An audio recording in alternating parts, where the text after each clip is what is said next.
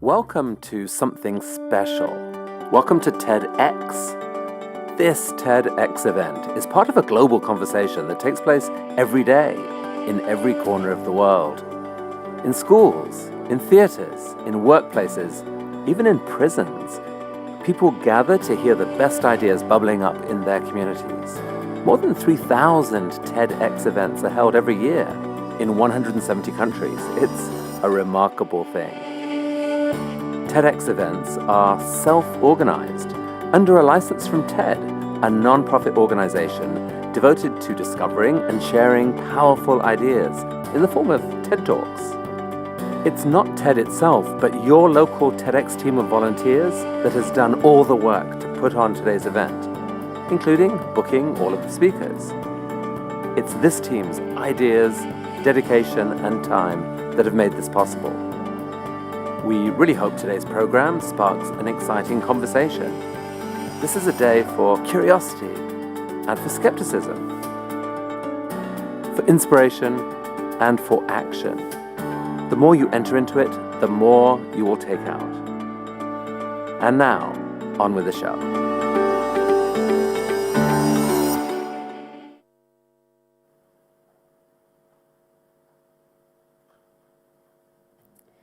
Good afternoon and welcome to TEDxUniAdelaide. My name is Sana and I have the pleasure of being the MC for today's event. To originally start proceedings, I wish to acknowledge the Kaurna people, the original custodians of the Adelaide Plains and the land on which the University of Adelaide campuses at North Terrace, Waite and Roseworthy are all built. On behalf of the University, I pay my respects to all Aboriginal and Torres Strait Islander people, past and present, and acknowledge their ongoing custodianship of the land on which we are fortunate to meet on today. TED's overall mission is ideas worth spreading. Contributing to this mission, today we will hear from high-achieving students and renowned academics recognised for their expertise in their fields. They will discuss ideas that inspire and empower, ideas that explore the theme of limitless change. This past year has been like no other, and we hear this repeatedly. We are passing through unprecedented times that have been some of the toughest in human history.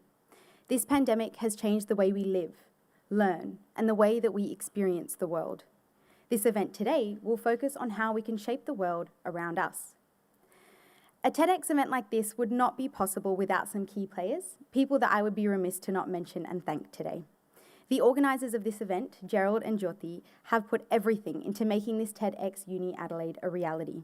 This is ordinarily no easy task. Navigating pandemic restrictions and guidelines has only made it more difficult. Yet here we all are benefiting from their hard work and effort, so thank you. I must also thank the university staff and External Relations Department for backing this project and for opening doors through this tough time to allow us to hold this event here on campus and most importantly, in person. I would also like to make special mention of Angus Kavanagh, who is joining us from the South Australian branch of DFAT. So thank you for your time and for joining us here today. Before I hand over to Professor Peter Hoy, Vice-Chancellor and President of the University of Adelaide, just some quick housekeeping rules. Please ensure that your phones are turned off and or on silent, and bathrooms can be found through the Maths Lawn foyers to the left of this building. There will be a short break halfway through the event for you to stretch and move around. In the unlikely event of an emergency, please follow directions from staff. Now, usually that's where housekeeping would end. However, I would just like to take this moment to remind you all that we do need to adhere to the current COVID guidelines. Therefore, please be mindful of keeping space between yourself and those that you don't know. South Australia has been doing an incredible job of managing this pandemic, and we'd like to keep up the good work. To open the event, Professor Hoy commenced as Vice-Chancellor and President of the University of Adelaide on February 8th of this year.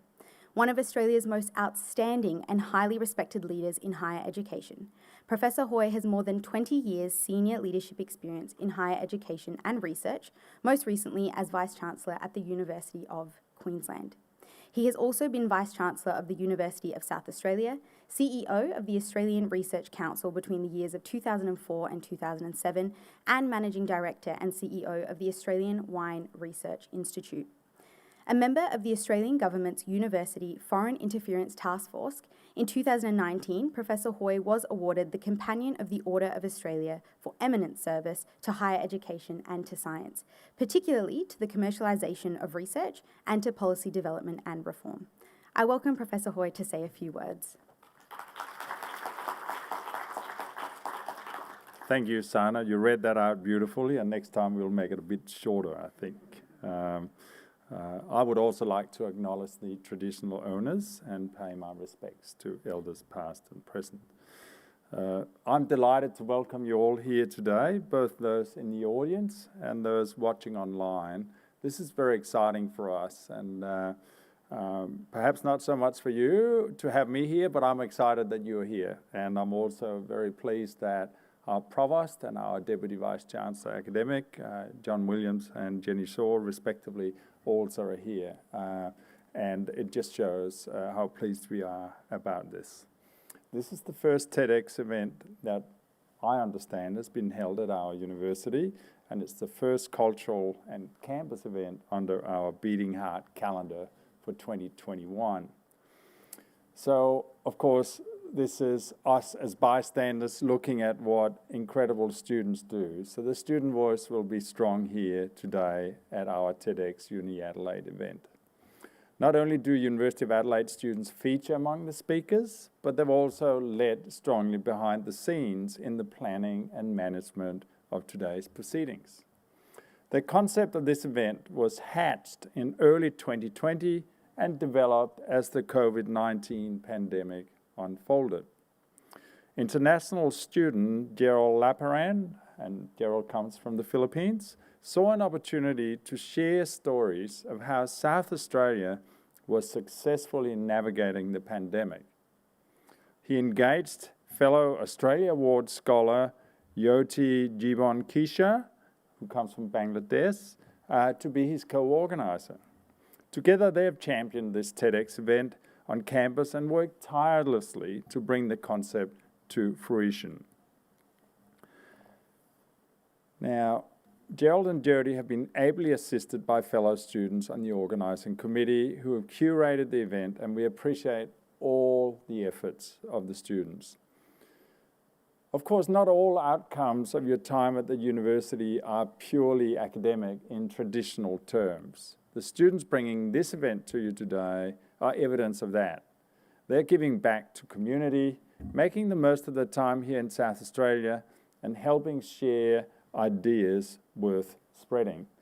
I will classify this as a true exemplar of entrepreneurship and leadership, and we thank you. In this TEDx event, the theme is Limitless Change. I'm looking forward to seeing what that actually means. It sounds very interesting. Change is something we've had to adapt to in a multitude of ways over the last 12 months, including our students, and it's the changes to the way we live, the way we learn, the way we work, and the way we relate to each other. And change can be challenging, but it can also provide opportunities for us to grow and bring out the best in ourselves.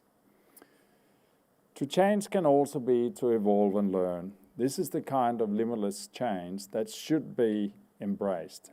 Universities at the core of their activities are about learning, and I firmly believe that learning is a lifelong endeavour.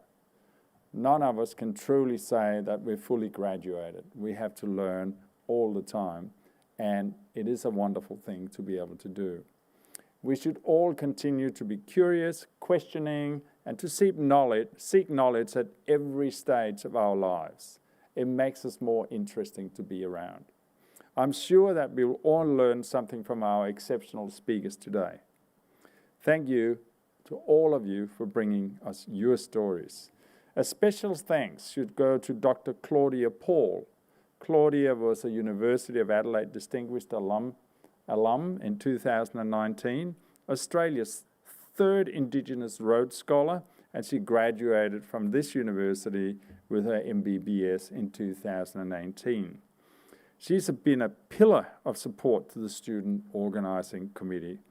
She was the first to confirm her participation and remained committed despite the many changes and challenges, culminating in a self-recording of her presentation in her current home in Oxford.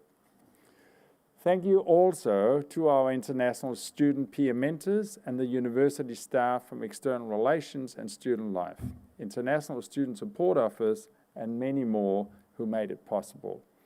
The best thing about now is that I'm getting off so the show can start. Thank you very much for listening to me. Have a good time.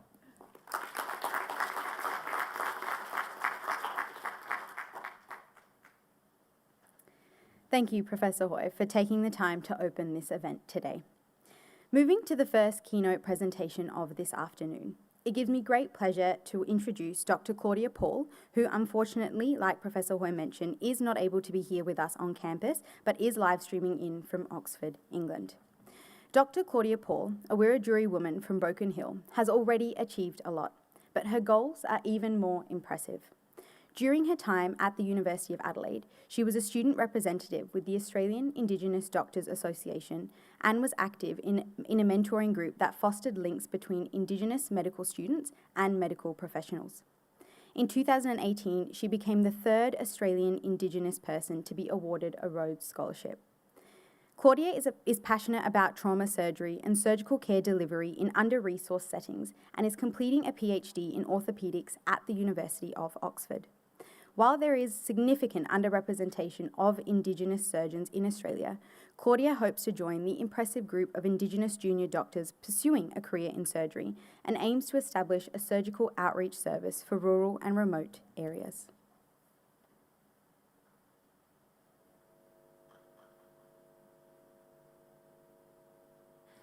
Good afternoon, everyone. I'll start by acknowledging that the land on which you're all meeting today belongs to the Kaurna people, the original custodians of the land on which the University of Adelaide's main campuses are built, and from afar, I will pay my respects to their elders past, present, and emerging.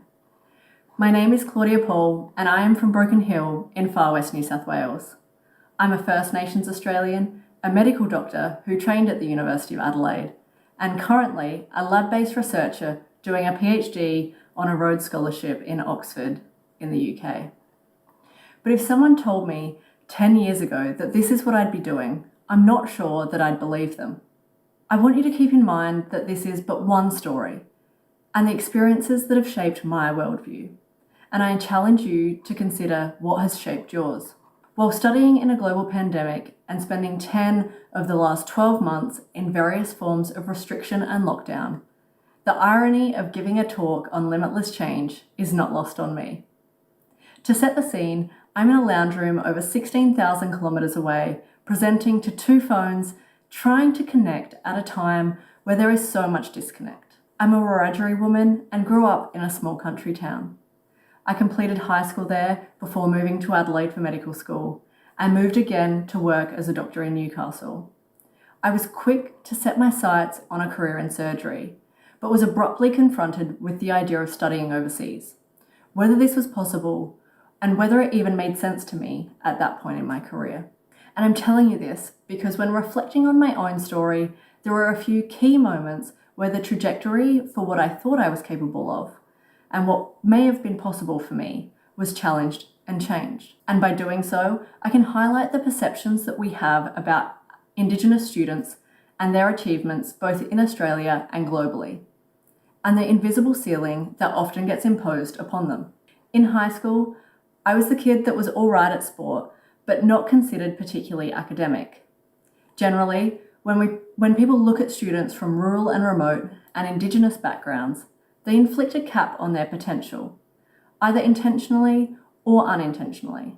Some changes have been made since I went through this system. However, these changes have been slow and so far deeply insufficient. Too often I hear stories, mine included, when a careers advisor or teacher has said, "You should set the bar lower." When they're hired into positions to give advice, but when you ask about how to apply to a program that you feel passionately about, you are told that this is not achievable for you. What they're actually saying is, this is not achievable for someone of your background, as an Aboriginal person or as a student from a rural or remote background. And this has a big impact, and for many can really drive self-doubt. We need to move away from a situation where someone tells you what you can't do based on what they haven't, or based on what they haven't seen people in your position do before, because of the glass ceiling. You may be surprised by this, but there are currently 360 Australians studying at Oxford. So actually, my story may not seem so unique. More importantly, there is a growing number of Indigenous Australians studying at Oxford, and that's just one university. There are comparable stories at the rival Cambridge and at Ivy League universities across the US. Despite excelling at university, unfortunately, Indigenous students are often faced with a lack of acceptance for earning their seat at the table. These same students are referred to as being resilient, as if it were a compliment, as if what they've achieved has been the exception. Resilience comes about in response to overcoming difficulty, a process of adapting in the face of adversity and sources of stress. So when we acknowledge the resilience of a person, we actually need to address the situations in which they have worked through and look for opportunities for structural change, rather than patting someone on the back for essentially coping within a system that should have better supported them. And while I'm grateful for the support I've received in getting where I am, it has also been a product of hard work, grit, and perseverance. Language is important. Avoid saying things like, "You're so resilient," "You're so lucky," "But you're so young," or "It's not fair that you." This is actually insulting given the amount of work that has gone into achieving whatever it is that person has achieved. And actually, these types of comments say a lot more about who they're coming from than about the person they're directed to. These comments imply that the speaker didn't think you were capable, or that you shouldn't be doing what you were doing, or that someone gave you a hand up rather than you having worked hard for it. So if you've ever made a comment like this, think about why you made it. Pulling a name out of a hat by random chance is luck. Being awarded a merit-based position is not luck. We need to question the biases within the systems that perpetuate inequity and inequality in education. I urge you to reflect on the privileges and the challenges that you may have experienced during your own journey, and how together we can create positive change in the systems we have benefited from. As we've been a part of these systems, we may also identify their pitfalls. Given what we know now, what can we do to create change? I want to share some important statistics that highlight what I've discussed so far. Universities Australia Indigenous Strategy Report suggested that university applications from Indigenous applicants have increased in recent years, but the disparity in degree completion between Indigenous and non-Indigenous Australians was 30%. This has little to do with merit, because Indigenous students are being accepted into their respective courses with the grades required to do so. But within the higher education system, they are not making it out the other end, and we need to ask why. Often, universities in Australia implemented enrolment targets for Indigenous applicants, without sufficient support structures to ensure their success throughout their program of study. But if we look at this from a global perspective, applications from Indigenous students applying to top-tier universities in the US and UK have also steadily increased in the last 10 years.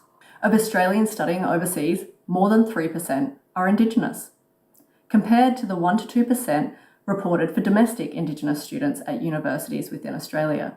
A report by the Aurora Education Foundation found that of those applying to leading universities internationally, 94% of applicants were accepted, and of those that chose to take up that course of study had a completion rate of 100%. So what are we doing differently in Australia to not achieve higher completion?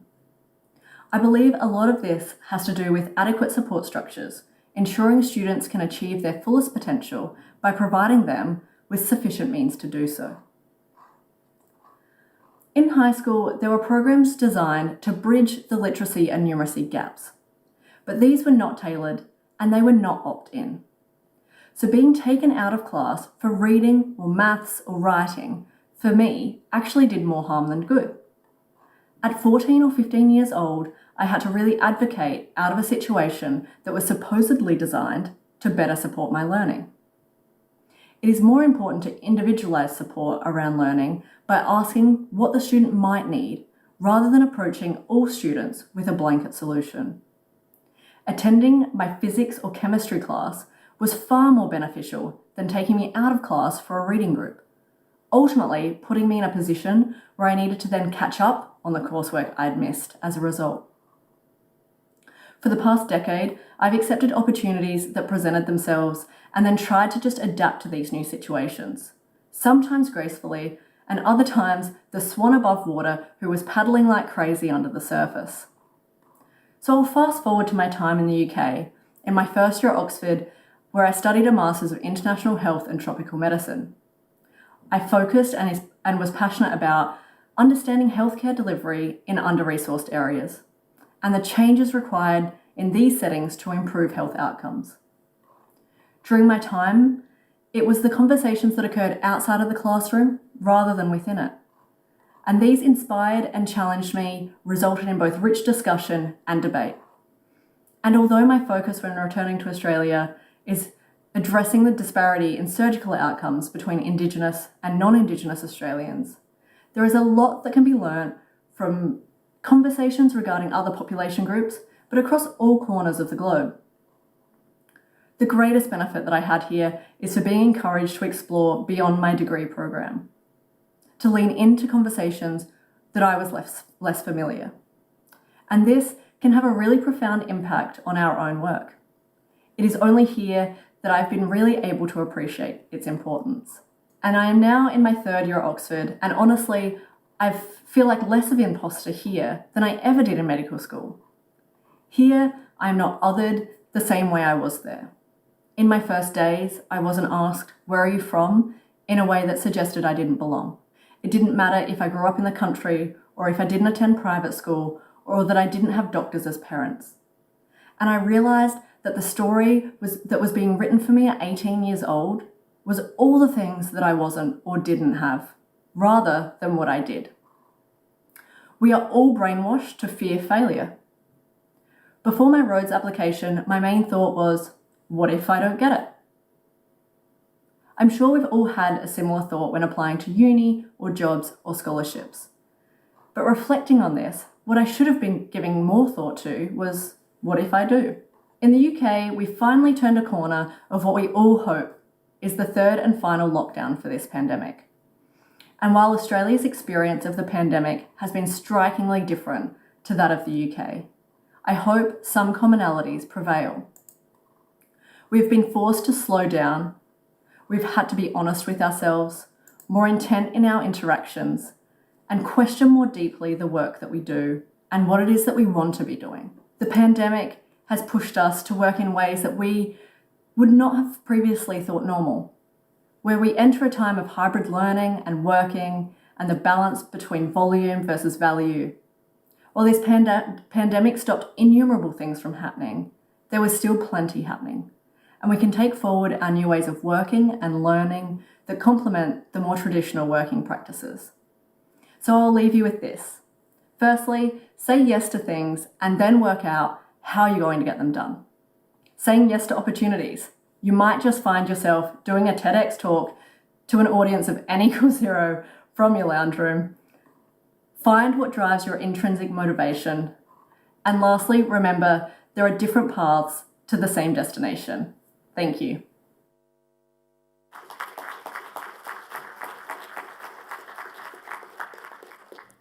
Thank you, Claudia. I'd like to introduce our next speaker, Gloria Strzelecki. Gloria is the Assistant Curator of Aboriginal and Torres Strait Islander Art at the Art Gallery of South Australia, where she was previously in the role of Associate Curator, Australian Paintings and Sculpture, and also Project Officer of Artistic Programs. Gloria has held positions at Adelaide Central School of Art as Gallery Manager and at Carrick Hill as Freelance Curator, where she curated Kathleen Sowerbeer, A Modern Pursuit, and Jacqueline Hick, Born Wise. She is also the author of 2 publications for the Wakefield Press that coincided with the aforementioned exhibitions. She was also co-director and co-curator of A Room of Her Own, a contemporary art space. Please join me in welcoming Gloria Strzelecki.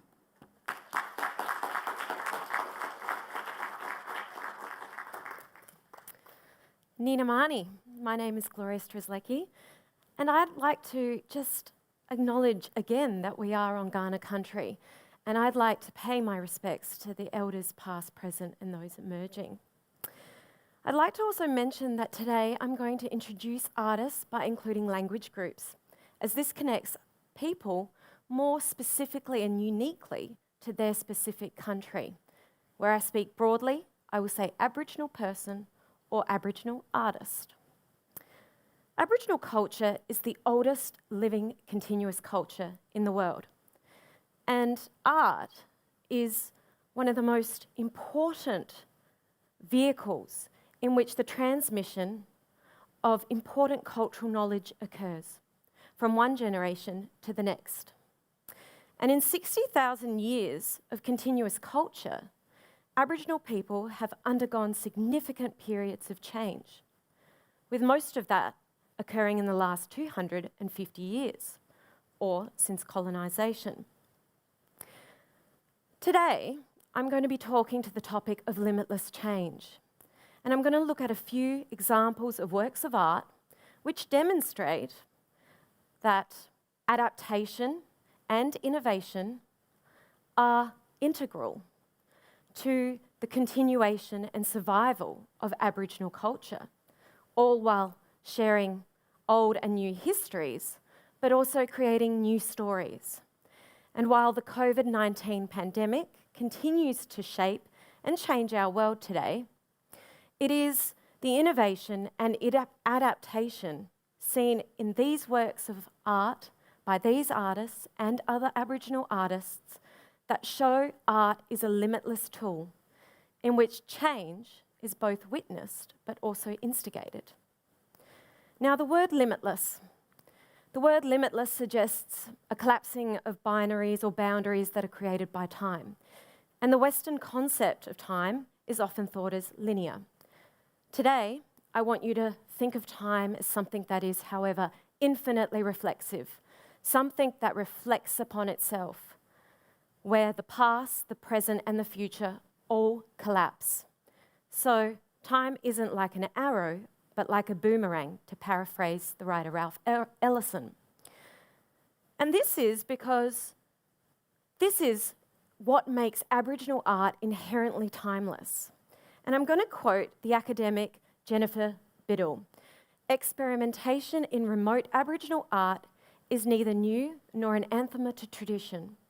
Aboriginal art is both new, old, it is timeless, it is everywhere. I'm going to also start by looking at this slide, and yep, that's me, standing in front of a phone booth on Grenfell Street here in Adelaide. But the reason why I'm showing you this personal picture is because it includes a poster for the Indigenous art campaign, Our Art is Our Lifetime, which was launched during the COVID-19 pandemic. Now, this poster includes the Gunwinku artist Gabriel Maunura, who works from Gumbalanya at Inullak Arts.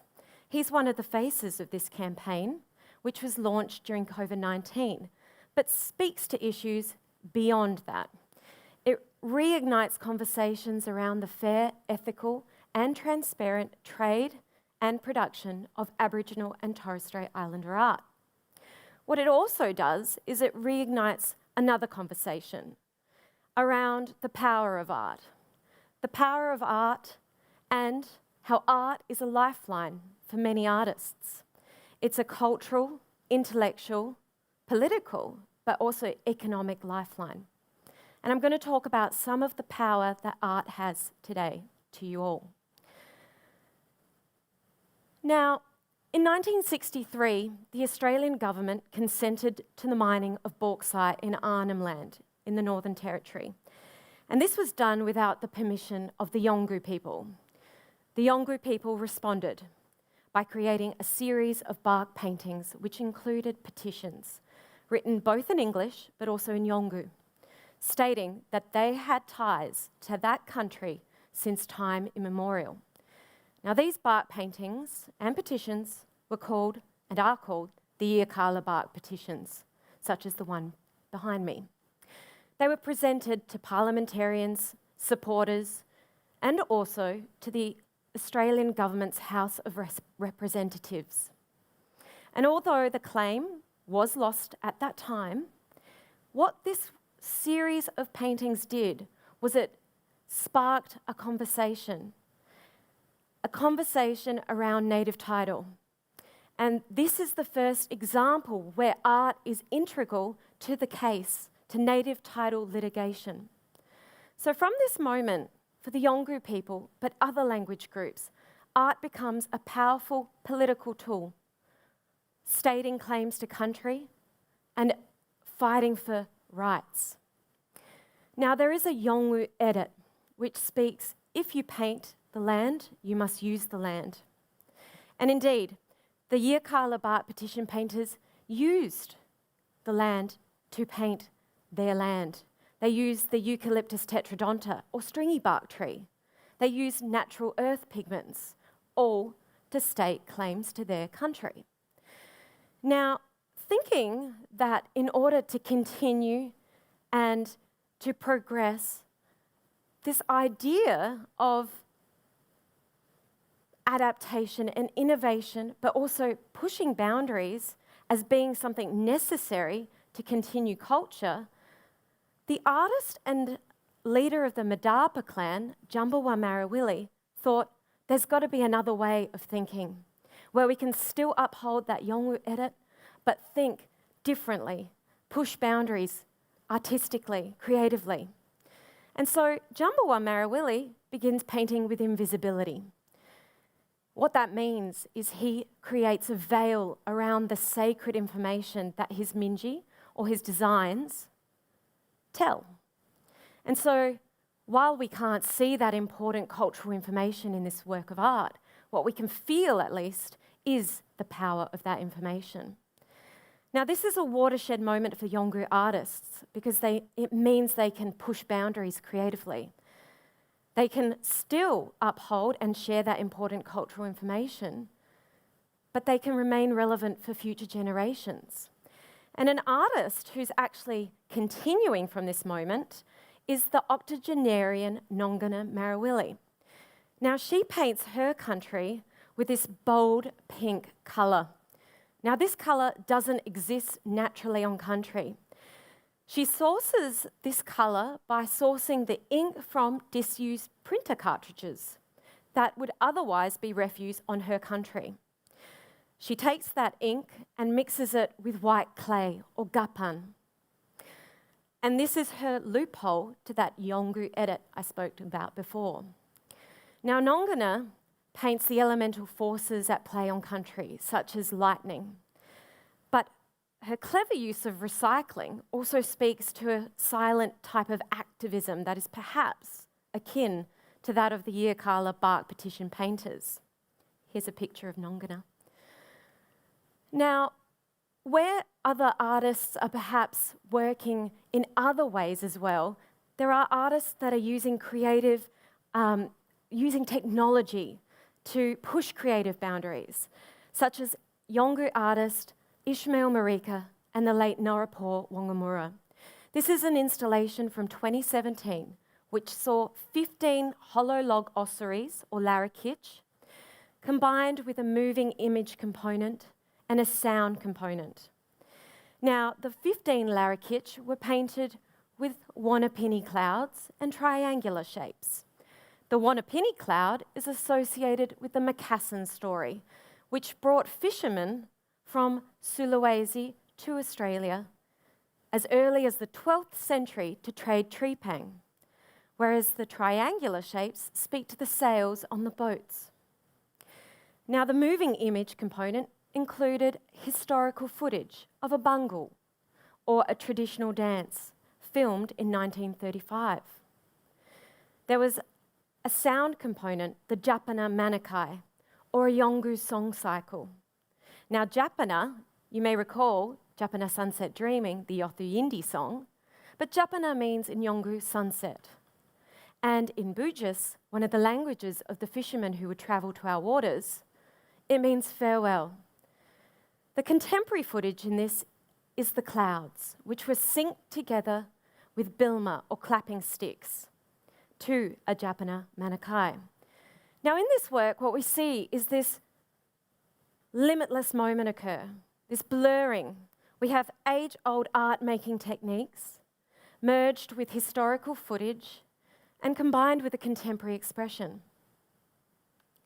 I'm going to now move from the north of the country to the centre, and I'm going to move 70 years back, but in linear time.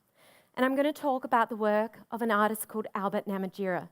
You may be familiar with this Western Islander artist, but in his time, his works of art maybe weren't seen as progressive or innovative.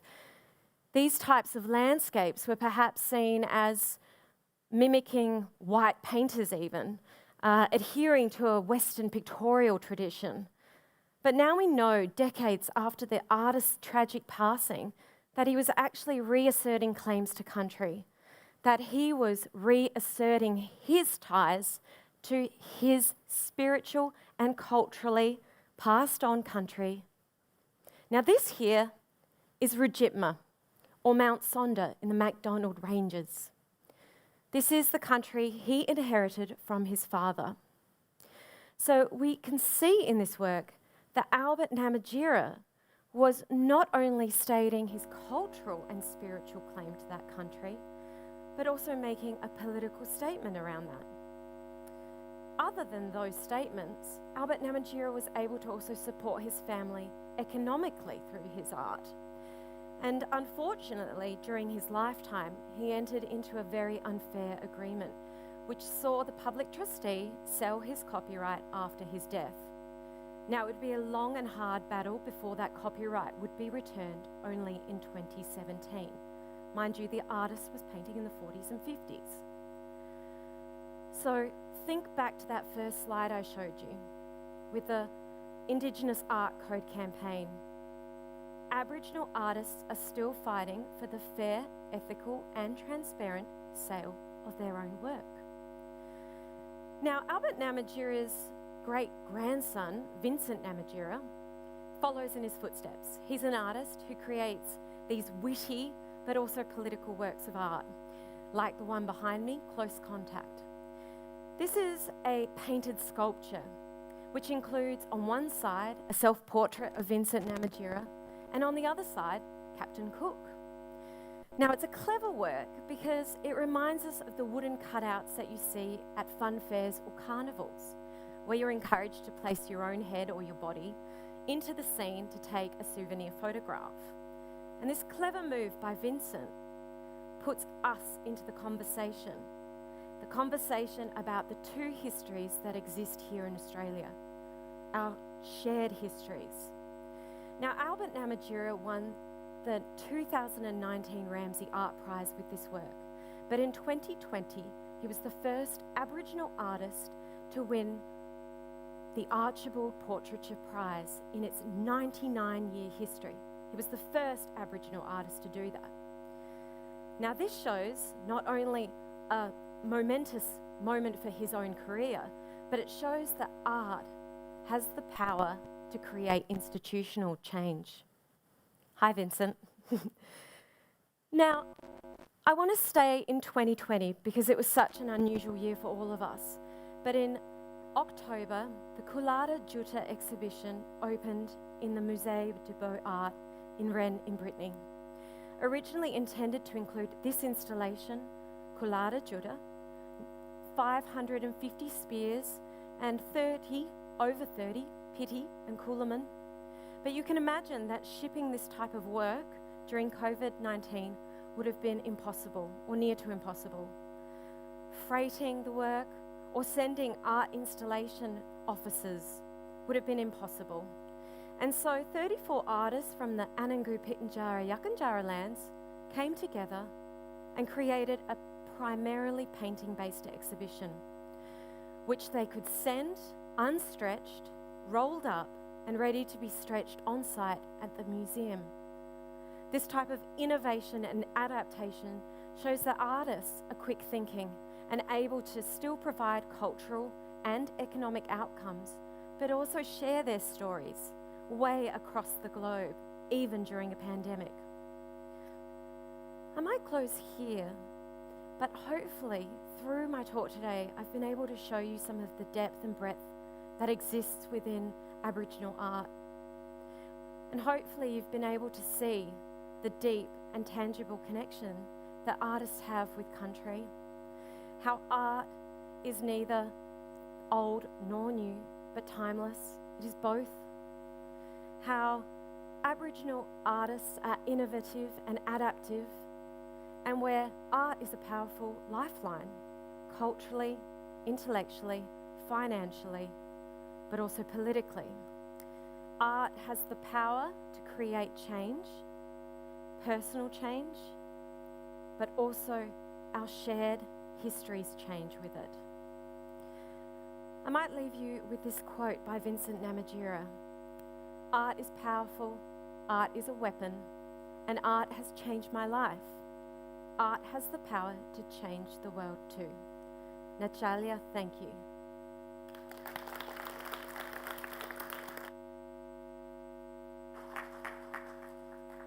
Thank you, Gloria. Next, we'll be hearing from Ms Julia Henning. Julia is a budding ethologist, currently completing her PhD in animal behaviour. But before Julia ever met science, Julia was a professional singer and composer, touring Australia, hitting #1 on the Triple J Unearthed charts, and having her music featured in Channel 10's hit series Offspring. From performing at the Sydney Opera House to researching wildebeest in South Africa, Julia believes that our dreams and ambitions should be as resilient and as adaptable as we are. Please join me in welcoming Julia Henning.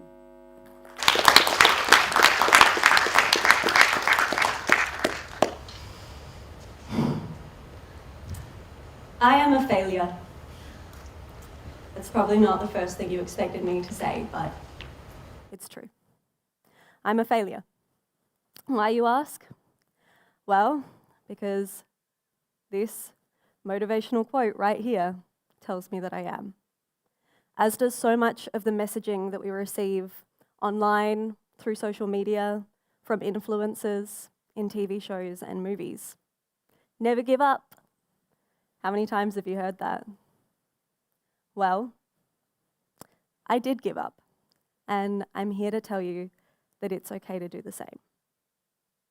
So, what is it that I gave up? I was a singer-songwriter, in fact. It was a career that I had dreamed of since I was 7. And by 21, with a lot of hard work and a bunch of luck, I became a reasonably successful singer, touring the country with my band. I won awards, I topped charts, I even played at the Sydney Opera House. I was living the dream. Except I wasn't. While music was literally my dream, the reality was quite different. Music was a struggle for me. While other people seemed to enjoy the climb, the everyday hustle of trying to make it in the music scene, I did not. I found the day-to-day draining and unfulfilling. Okay, you're thinking, so you don't like something, then leave. Seems simple, right? Not so much. While we're often told that if something isn't working for us, that we should leave, quit that job, leave that partner, I'm sure that any of you who have actually had to come to that decision would know that it's just not that easy. And with dreams, it's almost expected that the going will get tough at some point. We're told that only those who are committed to their dreams will ever make them realities. And so we continue on, hoping that soon the struggle will pay off and we'll be one of the lucky ones whose commitment is rewarded. To do anything other than music felt like a betrayal of myself, my dream, and everybody who had supported me along the way. My life and my music had been intertwined for such a long time that I honestly didn't know who I would be without music. Not to mention the stigma of failure. The idea of giving up felt like I would have to walk into a room filled with every single person who had ever said I'd never make it, climbing on a table in front of them wearing some kind of novelty hat and saying, "You're right, I didn't make it. worse than that, was the idea of telling my friends and family, the people who knew me and knew how much I loved music. Letting people down, especially those you love, has got to be one of the worst feelings. I think most of us would do a lot to avoid feeling like that. So for me, leaving didn't really feel like an option. I didn't know it back then, but my first step to changing these unhelpful narratives was taking up a new hobby. For me, that hobby was an undergraduate degree majoring in animal behaviour. It was within this degree that I started to grow new dreams. Maybe now I could be like Jane Goodall or David Attenborough. I went from performing under bright lights in big cities to collecting data in the dust, rain, and heat. I came alive. Suddenly, I understood what musicians had been telling me for so long about how they were doing it for the love. I was doing it for the love, except it wasn't music. It was science. It wasn't just the highs that sustained me anymore, but every single day with its little wins. I loved it. But too bad, right? The only failure in life is in giving up. I had poured so much of myself into my music. So that must be what was going to make me happy, right?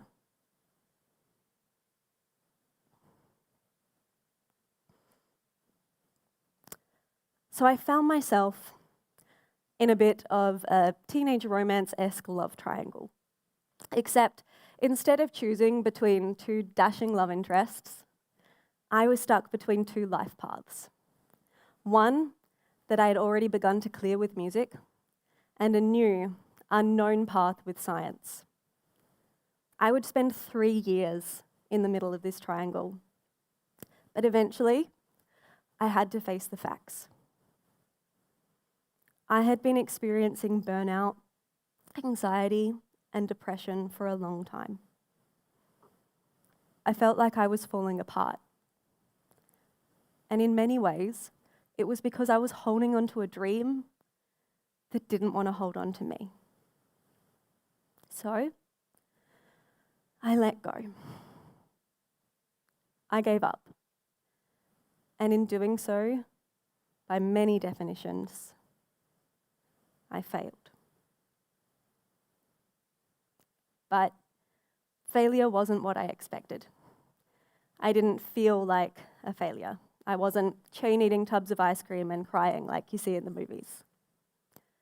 I was sad, but more like the sadness of coming home after a wonderful holiday, or of graduating and knowing that soon you'll have to leave some of your friends behind.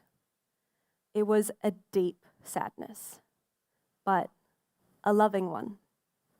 And underneath it was something new, a feeling of excitement and possibility. Giving up allowed me to grow and adapt in ways that I'd never permitted myself before.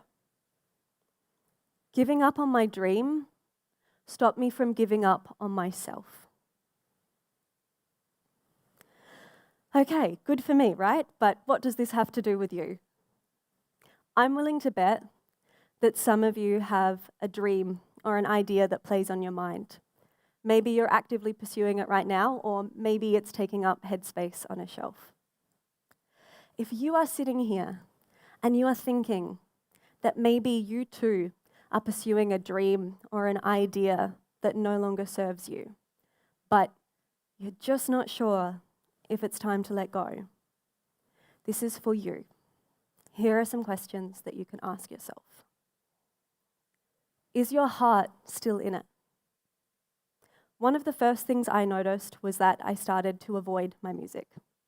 I delayed everything. Each day would just take so long because I didn't want to do it. I didn't want to be there. Your time and your life are precious. What are you putting on hold so that you can go after this? Are you neglecting your relationships, yourself, Dreams are meant to be concepts that we enjoy pursuing. So pay attention to how you feel and be prepared to accept that your heart may have already checked out. It's just waiting for you to catch up. Why did you start? What was it that made you pick this dream in the first place? Is it even your dream, or is it an expectation that somebody's placed on you? Are you currently finding it a struggle, but you're hoping that if you just keep going, you just get to the top of that hill, that then you will feel relief? I hate to break it to you, but the way that you feel during the process is often how you feel at the destination. Because really, there is no destination. It's all journey with some pit stops along the way. Maybe you chose being a doctor because what you want is to feel valued and to make a difference. Can you find those things another way? There are so many ways to find the fulfillment that you're seeking. Maybe it's time to let yourself try them. Do you just need permission? At my lowest, all I wanted was for somebody to tell me it was okay to give up. I Googled it, I listened to podcasts, just hoping that someone would say those words. But they didn't. And while I would love to give you that permission right now, it's not me you need it from. It's yourself. What I can tell you is that you can trust yourself. Trust that you will make good decisions. Trust that if you make a mistake, you can adapt and fix it. You have your best interests at heart, so listen to yourself. Okay, so maybe you think it is time to let go, but you're not really sure what to expect. I get it. I always like to look ahead too. Lucky for you, I've already walked this path. Here are a few things that I've learned. There will be a grieving period. Just as with everything else you've ever had to let go of in your life, there will be adjustments. It's okay to let yourself reflect and sit on your decision for a while. You don't even have to tell anybody else about it yet if you don't want to. Allow yourself to pause and feel whatever it is that you need to feel. There is no rush. Check your ego. This was probably the hardest for me.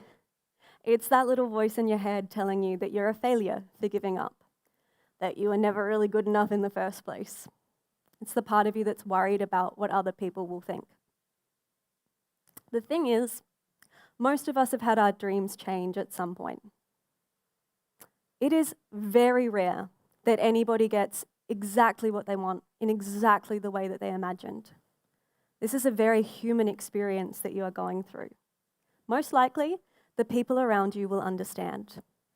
But if they don't, that's not your responsibility. You can only control your internal world.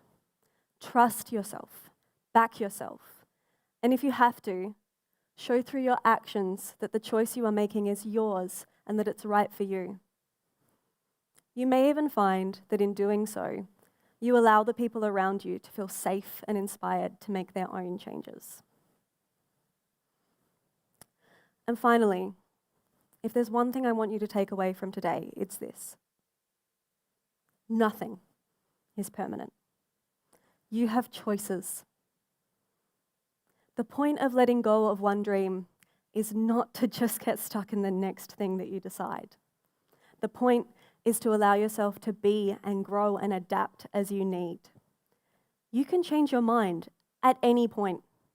You can change direction at any point. And every decision you make will benefit all future versions of you. So don't worry about picking that perfect path. Pick a path. And remember that you can backtrack or make new tracks at any point, informed by the ones that you just left. You may even find that the new direction you pick walks you right back around to where you wanted to be at the beginning, but in a way that you never imagined. Abandoning your dreams isn't abandoning yourself. It's honouring and accepting what you truly need and who you truly are. It's allowing yourself to grow in ways that you never imagined. I honestly never thought that I would be studying a PhD or that I would be happy as a scientist, covered in dust. But here I am. Even still, the time that I spent on my music wasn't wasted. Everything is connected, and I am who I am today because of how I have lived each year of my life so far. I am growing and changing, and it only makes sense that my dreams do the same. I am not a failure, and neither are you. Giving up isn't failing. It's just a step in a new direction. Thank you.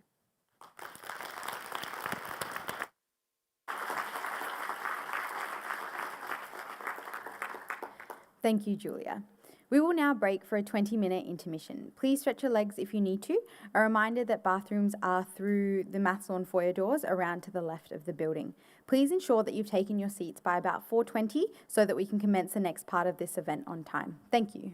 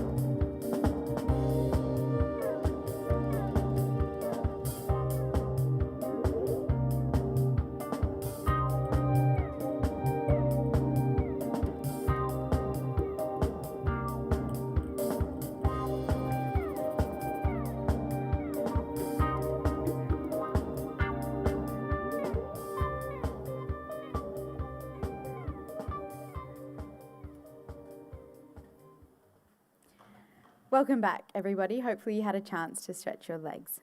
Without any delay, I'd like to introduce our next speaker. Our next speaker is Pei Chin Sabrina Ong. She's currently a PhD candidate in the Plant Epigenetics and Reproduction Group and the Grains for Health Research Centre at the University of Adelaide. She's interested in using big data molecular techniques and cutting-edge sequencing technologies to understand how plants respond to their environmental stimulus via RNA processing. Through her PhD, she deciphers messages encoded on RNAs with their respective modifications, looking at punctuation marks, hence known as a plant whisperer. She is interested in basic research, as she believes that the best solution to problems often come with the profound understanding of the system itself. She is active on Twitter Science Communication at PNG Sabrina, runs a blog called The Data Miner's Diary, and occasionally is a guest blogger for platforms like Editage Insights. Please join me in welcoming Pei Chin Sabrina Ong.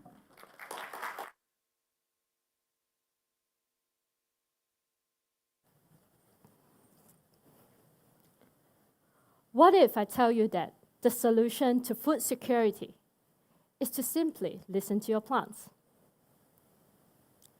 Imagine you're walking down the street. You hear all sorts of sound and voices. There are people chatting. There's someone on the phone. There are friends catching up over a coffee. But wait a minute. There's someone else talking, but you can't hear them. Don't worry, nor panic. It's not a ghost, nor that it's some wavelength that your ears can't detect. It's just plants. Like us, they're living their lives. They're chatting, shouting, ranting, complaining, but most of all, whispering. My PhD looks at what these plant cells are whispering about, and hence they call me the plant whisperer. But what in fact that I actually research on is something called RNA modifications, or as introduced earlier, the punctuations. And you'll see why later. It is important for us to understand what the plant cells are whispering about. Take us as an example. As you're listening as I speak, you are listening every single word that I have to say. But the conversation doesn't stop here. In your mind and in your heart, you're talking to yourself. What is she saying? Do plant cells whisper? And why do I need to know this? These internal monologues are essential to help us process the information that's coming to us, especially new, unknown informations. And similarly, that's what plant cells actually do, and overall help plants to function as an individual. Talking about the language itself, there are actually two systems. Talking about the language itself, there are actually two components that I would like to introduce to you. First, is what plants talk to another plant. And on a cellular level, what plant cells talk to each other. And my focus is the latter, which is the main focus of my PhD for the past almost 4 years. Today, I'm going to bring you on a journey that I've been exploring and growing together with my plants along my PhD. In this journey, I've designed it to have 3 stops. First, we'll look at plant cell whispers, followed by looking at a couple of plants in distress and how we can help them. Last but not least, looking at how plants race against time. And here we go. Language is an important media of communication. Take English as an example. Words form sentences. Sometimes, for effective communication, a simple sentence is enough. However, under certain circumstances, it is important for us to add on punctuation marks, a comma, a full stop, an exclamation mark, to get the right message across. And this is not entirely unique to us. Plants do have the same system as well. But before I go into what kind of system they actually utilizes, I'll give you a classic example. Let's eat grammar. Let's eat grammar. It's the same sentence with the same word, but a simple addition and removal of a comma could simply turn a friendly invitation to cannibalism. Yikes, you don't want to eat your grandma? And so back to the concept of sentences and punctuations. In the plant cell world, sentences are known as ribonucleic acids, or to be precise, messenger ribonucleic acids, or mRNAs. On these mRNAs, there are a total of currently identified 150 modifications that can potentially be added onto these messages. Does the word mRNA sound familiar? It's not completely foreign to us, because it is exactly the same component that's being used in manufacturing the current COVID-19 vaccine. But that's not all. To get messages across, besides the component of sentences and punctuations, you need the mailman. And hence, in the plant cell world, and also in other cellular organisms, we do have transfer ribonucleic acids, or known as tRNAs. The tRNAs are like the mailman. They get your letter, they deliver to the ones that you care the most, or the ones that matters. But to actually help these tRNAs or mailmen get the right message across, they also need the punctuations attached. Hence, the punctuations or RNA modifications are not just solely found on messenger ribonucleic acids or mRNA. They were also found in the messenger itself, tRNAs. And now you must be asking, yes, these are interesting, but when should we know that we should listen to the plant cells? You don't want to listen to gossips, nor you are interested in their daily life conversation. Catching the message at essential time matters. For example, when your plants are sick or stressed, you don't really want to wait until they stop flowering or your plants wilting. That's when everything's too late. And hence, this brings me to our second stop of our journey, looking at plants in distress. Stress is universal. We've all experienced it in different stages of our life, but it hits us the hardest since last year when COVID-19 appears. And we are still trying to address this challenge day by day. Even though, as Sana explained earlier, that we are actually doing much better in South Australia. But we are not the only ones who are stressing about how we should keep on striving and living in this pandemic. Plants, on the other hand, are stressed as well. But what are they stressed about?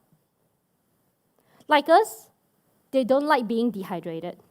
They hate strong lights, and some of them just can't stand the heat. Some of them, like me, just totally hate winter. Some of you who could resonate to our plants here is when you look at insects like cockroaches, you start screaming, yelling. Well, plants don't necessarily like them, except maybe for bees, because it's kind of helpful in a way. Plants don't like bacteria because it stresses them, and many more reasons to be stressed about living as a plant. Well, it's a hard life as a plant, actually.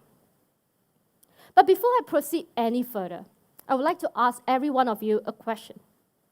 And please raise your hands if you have seen it. How many of you actually have seen a stressful plant? A few show of hands, that's great. Here, I'm going to tell you that you can actually sense a plant in distress. Just like how you can identify an anxious friend who's having a tight hand grip, a nail-biting behavior, as well as cold sweats. I would like to introduce you to my friend here, Arabidopsis. Arabidopsis is a close cousin to some of the plants or crops that you're familiar with. Canola, cabbages, but a miniature version. So my friend here obviously isn't too happy because the way I've been growing it. It's complaining, yes, I'm observing and I'm listening, but I'll show it to you what it's saying. So the few red circles here that I've showed to you are signs that my friend here is really stressed out. So you do see wilted leaves, crinkled leaves, not so happy looking, some bruises. Those are signs that the plant is stressed. It's fascinating, isn't it? to be able to see plants get stressed like us do. Remember the food security issue that I mentioned earlier in my talk?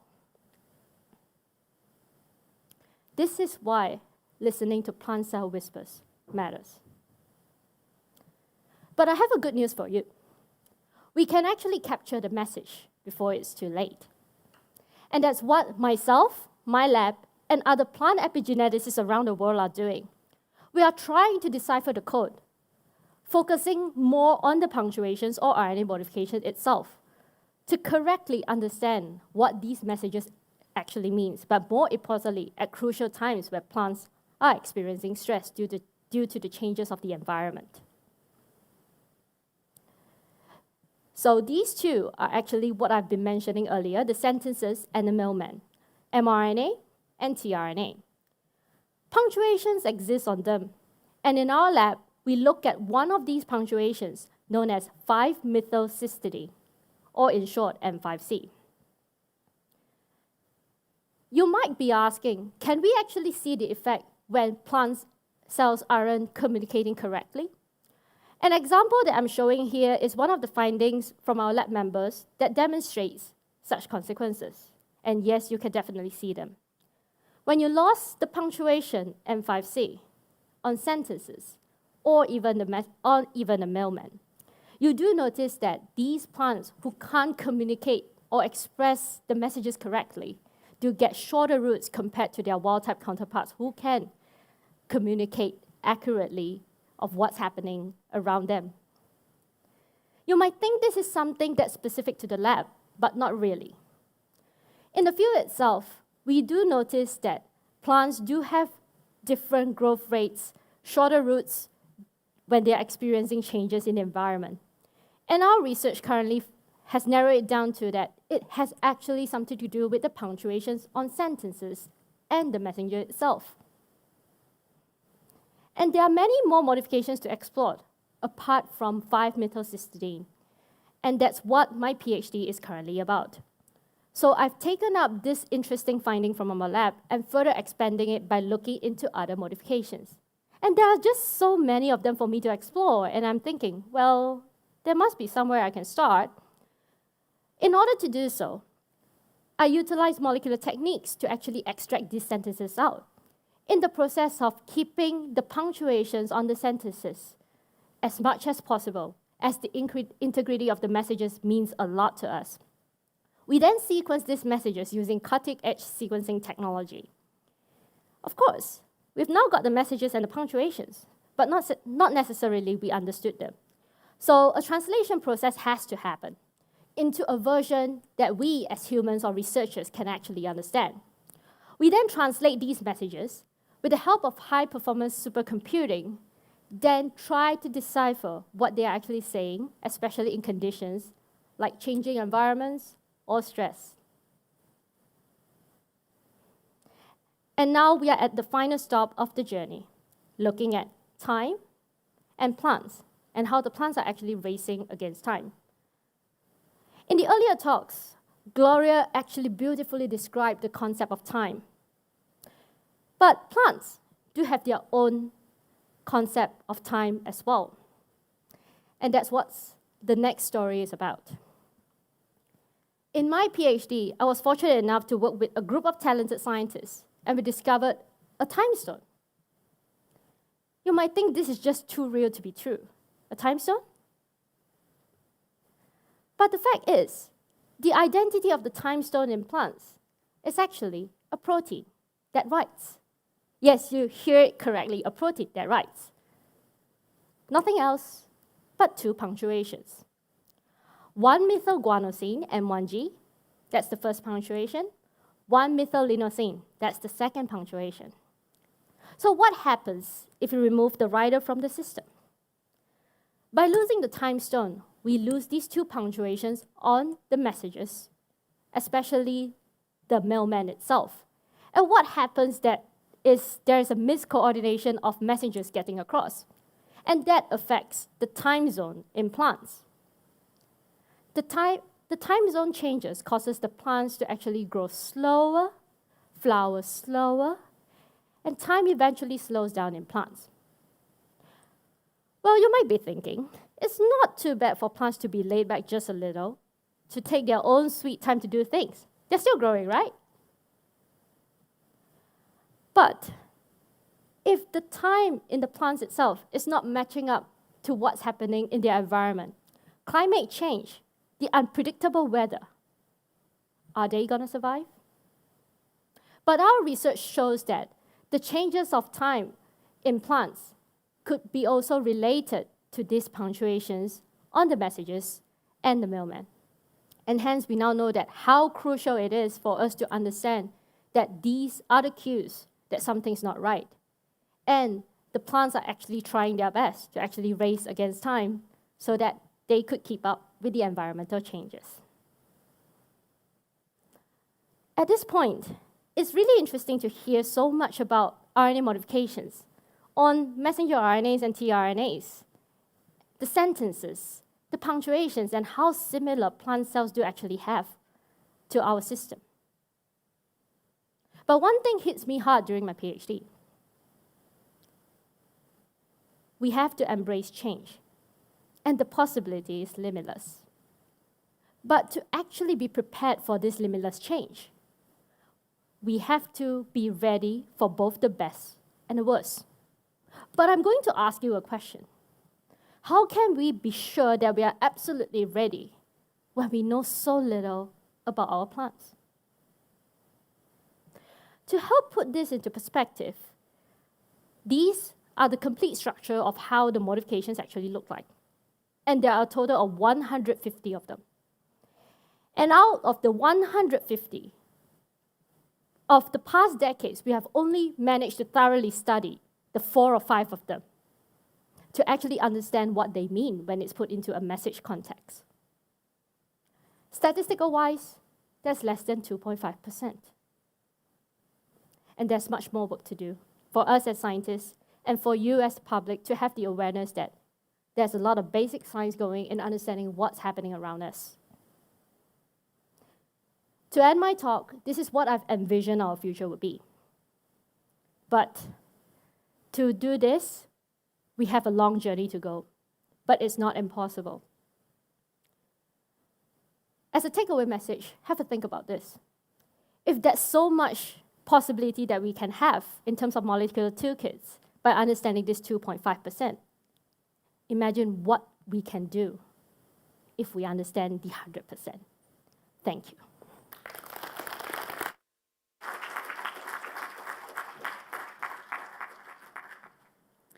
Thank you, Pei-Chin Sabrina. The next speaker is Shrutika Mane. Shrutika is a Bachelor of Health and Medical Sciences advanced student at the University of Adelaide. Born in the United Kingdom and brought up in India and Australia, she has a unique understanding of people and cultures from across the globe. A news presenter, national award-winning debater, Miss India Australia 2020, and a small business owner, all by the age of 20. She is a student, public speaker, dancer, and passionate believer in conscious living. She says that we need to pause, breathe, and reflect. This is our time to rise and be the best possible versions of ourselves, for us and for all of humanity. Please join me in welcoming Shrutika.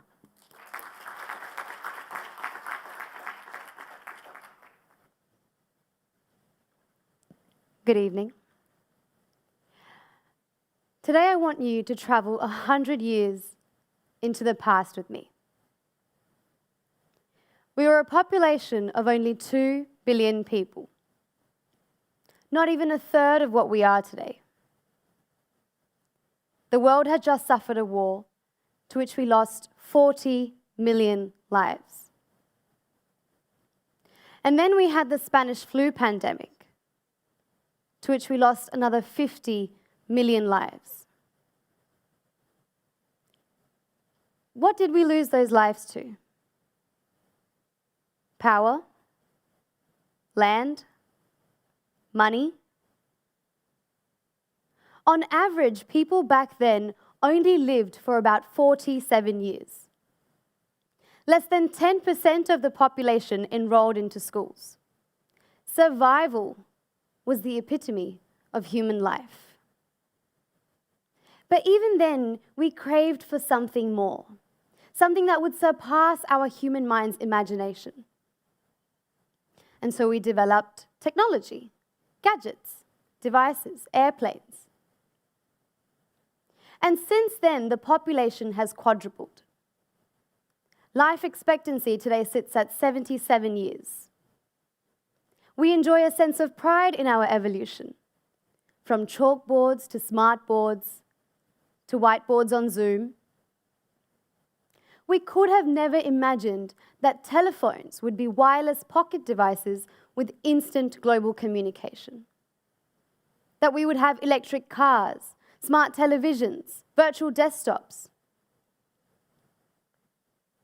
Now, have you ever imagined a world 100 years into the future? We could be living with robots who do all the work for us, earning for us, serving you cookies while you play golf.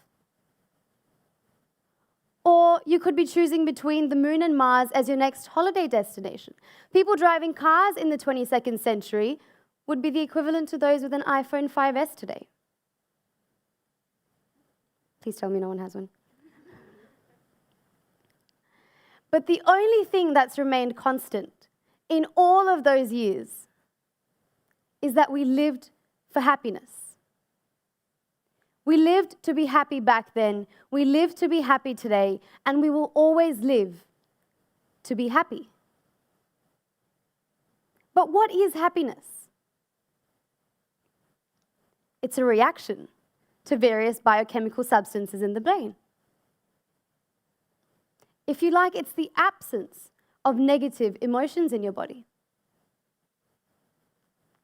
But today I want you to focus on how you're feeling.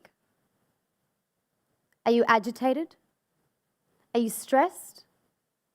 Are you happy? Are you upset about something? Because even though on your external front you appear to me as completely conscious, your eyes are open, you're breathing, you're alive, I hope. Your internal front may not be as conscious.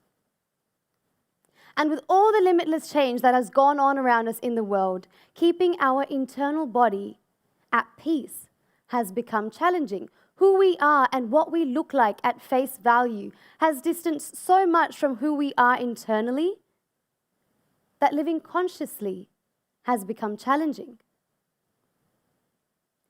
At the start of 2020, I moved to Adelaide to study health and medical sciences. Born into a family of doctors, the preferred career choice for me was to study medicine.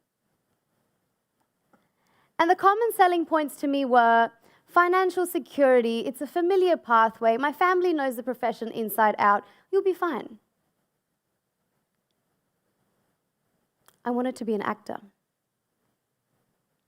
study international business, apply for a beauty pageant. Anyhow, I came to Adelaide thinking I'll transfer into medicine after a year of doing health and med. But 3 weeks in, when the lockdown happened and I got to go home, I had some time to think and reflect.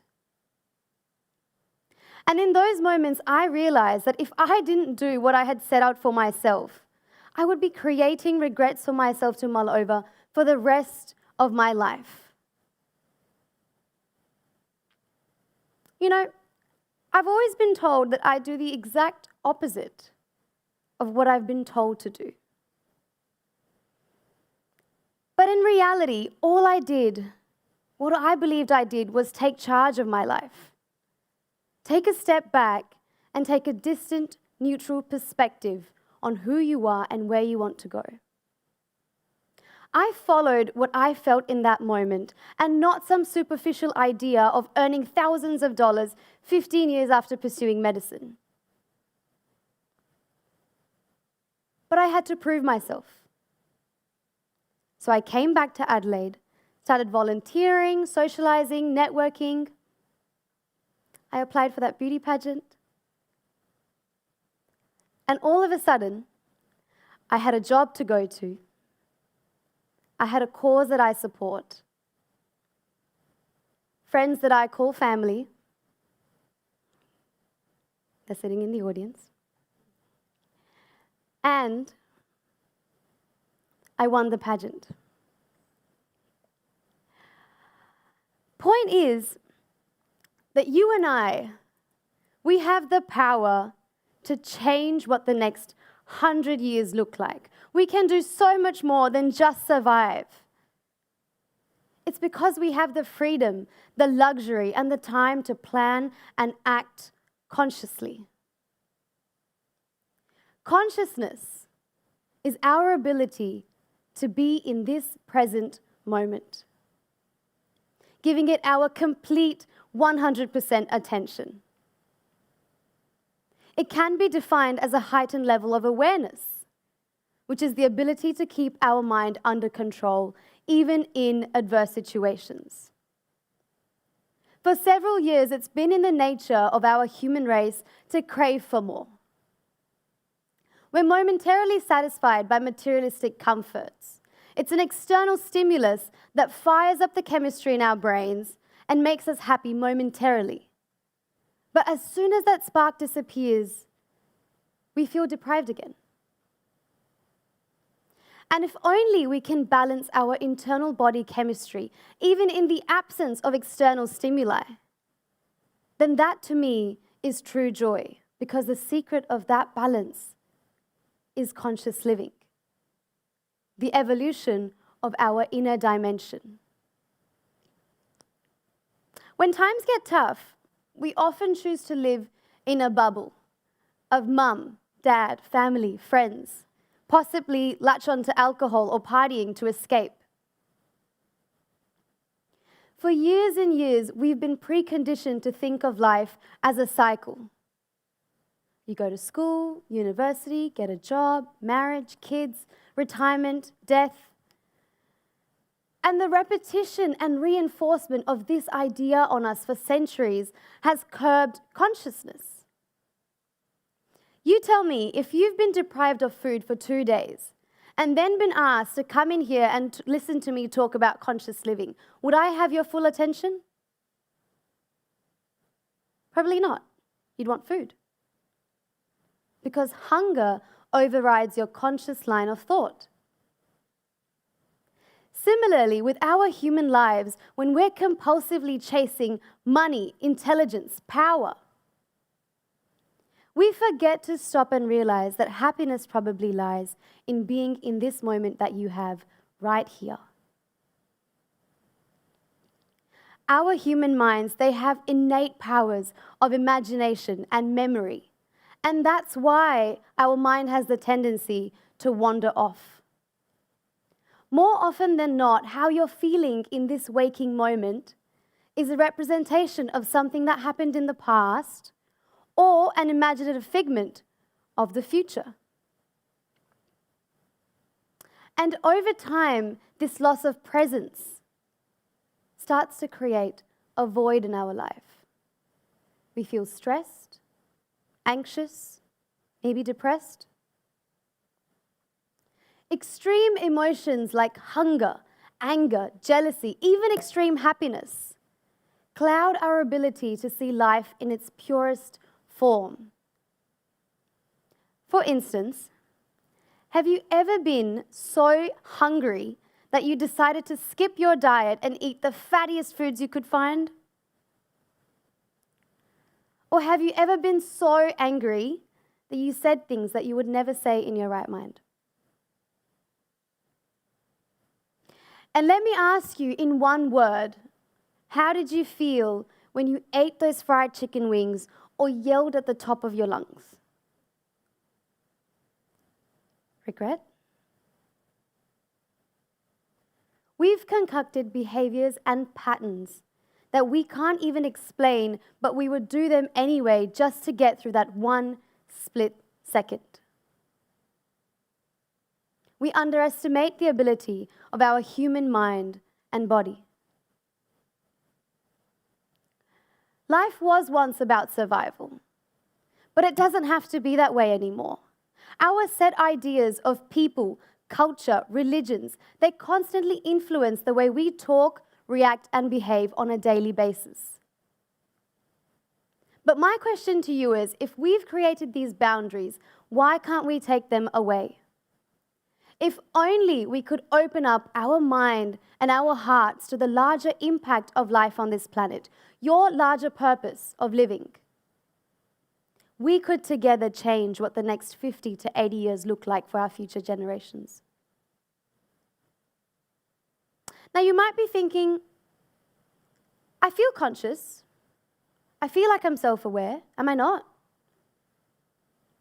But the question is, how do we maximize this on a daily basis? So now I want you to think about these questions. If you had only 80 minutes left to live, what would you do? 80 minutes. Shopping, eat the food you really love, meet your family. But now if I gave you 80 years left to live, what would you do? What would you do differently? Is your mind now saying that 80 years, that's too long? That's a whole lifetime. I would live the way I'm supposed to live. And all of a sudden, 80 years takes away the urgency to live now, to be better now, and to be happier now. It relaxes all of those emotions. But are 80 years really that long? Some of us are 20, 30, 40. If life was limitless and if death didn't abruptly stop your journey, we would keep living the way we're always living and losing that value of the existence. Because the value of our existence lies in the fact that you and I, we're mortal. Sitting here today, how many of you are aware of what's around you? The empty chair next to you, your feet in your shoes, your stomach rumbling. Mine's rumbling. But how many of you are aware of what's inside of you? How many of you are aware of how many times your mind wandered off? I said something that probably triggered a memory, or an emotion, or put you somewhere else, or I lost you for a few minutes in the middle.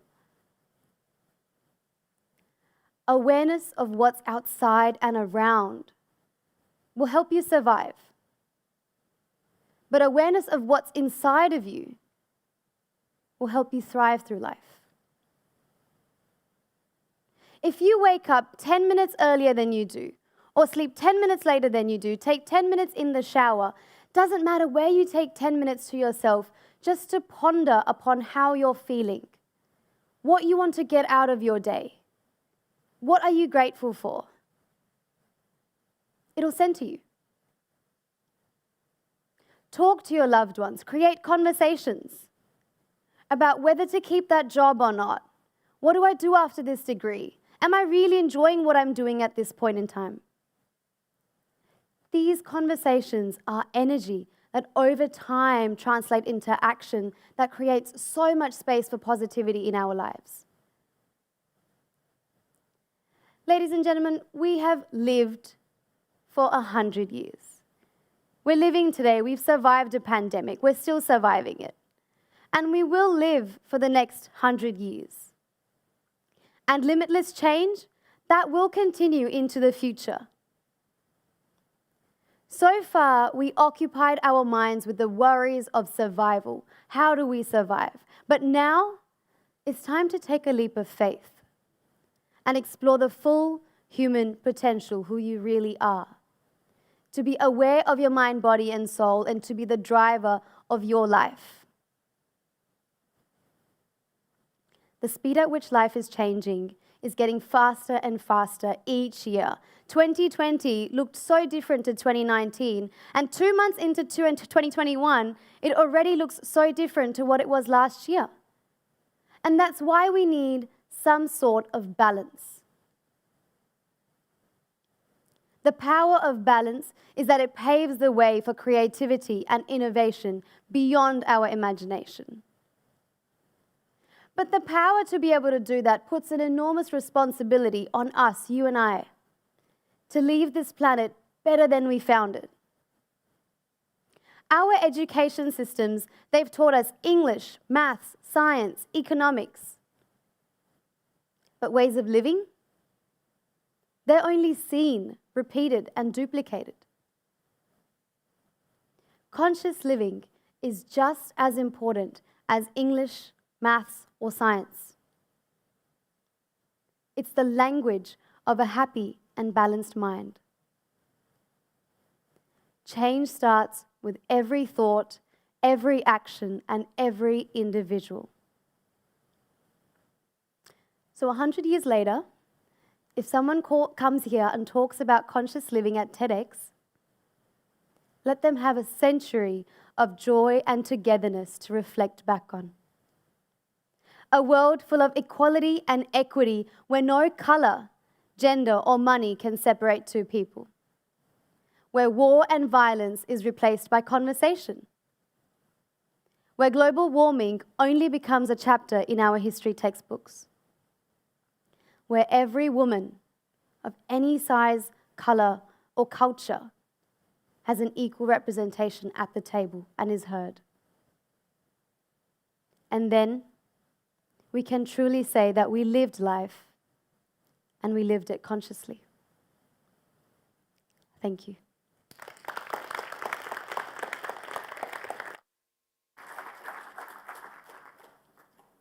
Thank you, Shrutika. I'd now like to introduce our final speaker of this afternoon, Isabel Marshall, 2021 Young Australian of the Year. Unfortunately, Isabel is unable to be here with us today. However, she did take the time to record her presentation, and we will view this shortly. Isabel is the co-founder and director of Health and Education at Taboo Sanitary Products. She also studies medicine at the University of Adelaide. At 17 and 18 years old, Eloise Hall and Isabel Marshall co-founded the South Australian-based enterprise Taboo. In 2017, they crowdfunded $56,000 to launch their range of high-quality, ethically sourced, organic cotton pads and tampons. They sell to the Australian market with 100% of net profits donated to charity partner One Girl. And all business activities are dedicated to eradicating period poverty and challenging the menstrual stigma locally and abroad. Taboo has partnered with many Australian organisations, providing free access to pads for Australian women who require this menstrual support. The Taboo team is made up of 10 young women from across South Australia and Victoria. They have a strong focus on education of Australian students through schools and campaigns, aiming to change the conversation around periods and to actually increase the understanding and respect of menstruation across all demographics and genders.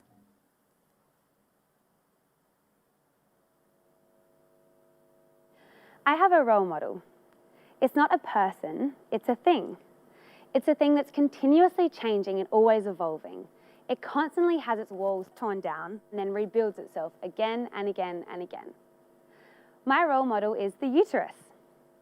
Think about it. Nothing is more resilient than the uterus. I've had my period for 9 years now. That's 108 periods. That's 108 times my uterus has dutifully created walls, gathering all its nutrients to create the perfect environment for a baby to grow. And that's 108 times I've said, stuff you uterus, I don't need your services this month. At which point my uterus loses it, totally breaks down, and then we're both left leaking either blood or tears. But my uterus then does it all over again. Why? Why can it be bothered? Well, when you boil it down, the purpose of the menstrual cycle for a uterus to be the best version of itself. It has a period every month so that it can shed the old good-for-nothing lining and create a more healthy, more helpful environment for a baby to grow in if the opportunity arises.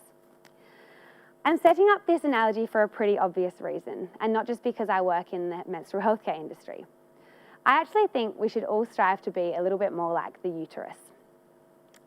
I think that we should adopt some of its habits so that we can build up new habits and new ways of thinking and create the perfect environment for new ideas, new ways of thinking, and new change to grow on a personal and a societal level. I want to take you to a different organ and tell you about two large-scale neurocognitive networks that you have in your brain. These networks are bundles of nerves that exist to make decisions based on how you're relating to your external environment. These are called the default mode network and the central executive network. The mission of the default mode network is to prioritize your physical and your psychological health. So I picture my default mode network as the sluggish version of me, lying on the couch and eating Doritos, telling myself what your mind really needs right now is rest and what your body needs is salt and MSG. Think Homer Simpson. On the other hand, the central executive network, it wants to understand what your external environment is expecting of you and to act accordingly, even if it goes against the default mode network. So the central executive network looks like that fit, type A personality who's really competitive and, let's face it, kind of crushed by the weight of their own expectations. There's a network in between these two networks that, when faced with a decision, will choose whether you engage your default mode network or your central executive network. So let's head to an example. You're lying in your bed at 6 a.m. and the alarm goes off because for some inexplicable reason the night before you decided you'd be pumped for an early morning run. So you're lying in bed and you're faced with a decision. Do you give in to your default mode network, which is telling you, oh, it's so comfortable under these quilt covers, I'm so warm and you really, really deserve a sleep in, you should definitely snooze that alarm?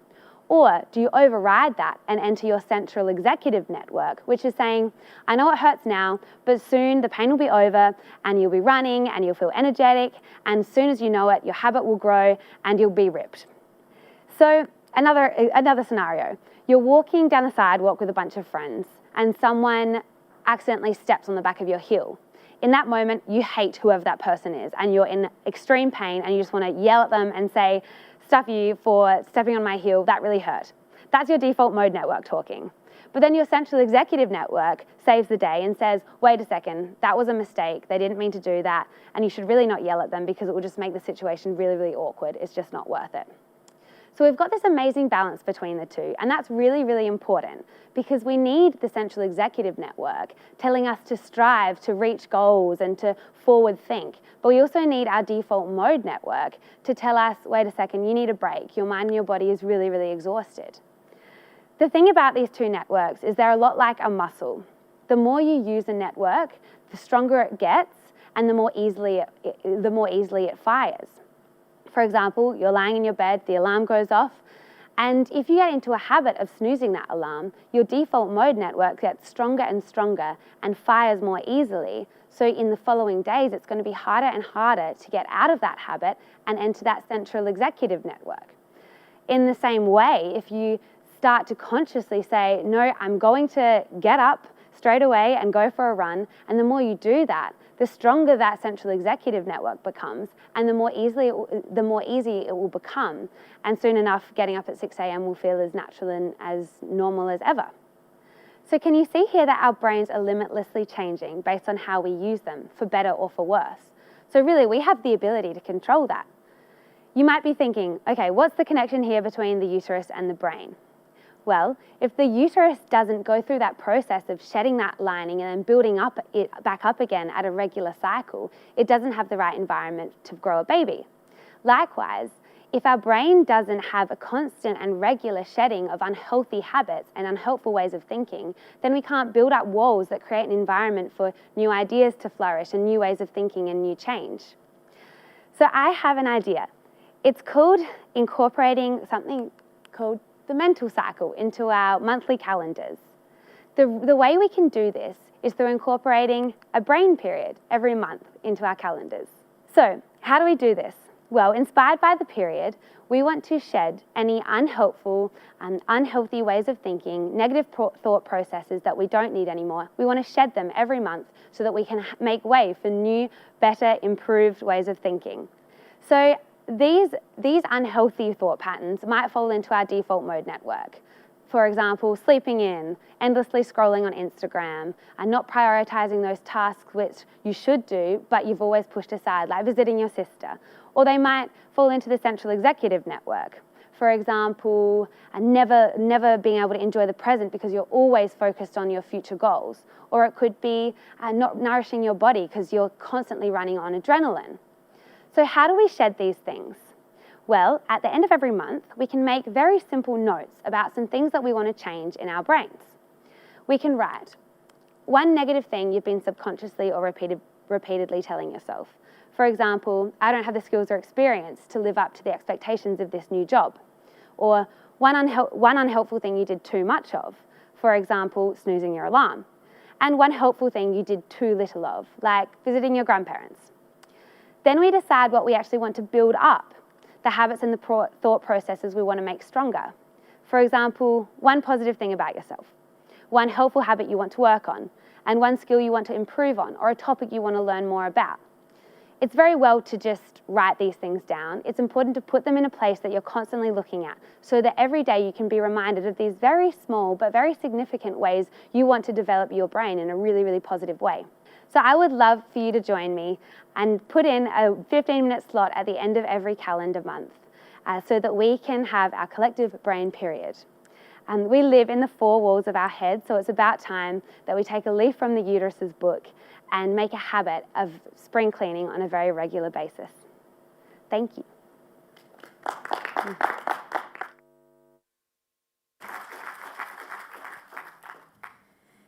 And that marks the end of our presentations today. What incredible speakers, what thoughtful insight, and what incredible ideas on how we can shape the world around us.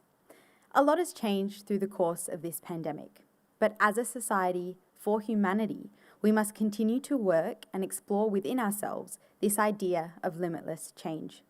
Congratulations again to the speakers and the organising team, and thanks to you, our audience. And from here, we will flow into the Ngani Wardley atrium for refreshments. Volunteers will move the audience out in groups, but please note, guests that are seated in row A to E, please go to food station 1. Guests that are seated in row F to J, please go to food station 2, and all remaining guests need to go to food station 3. This is just to control as a part of the COVID crowd control management. Please stay seated for this until you are asked to move. Thank you once again for joining us tonight at TEDxUniAdelaide.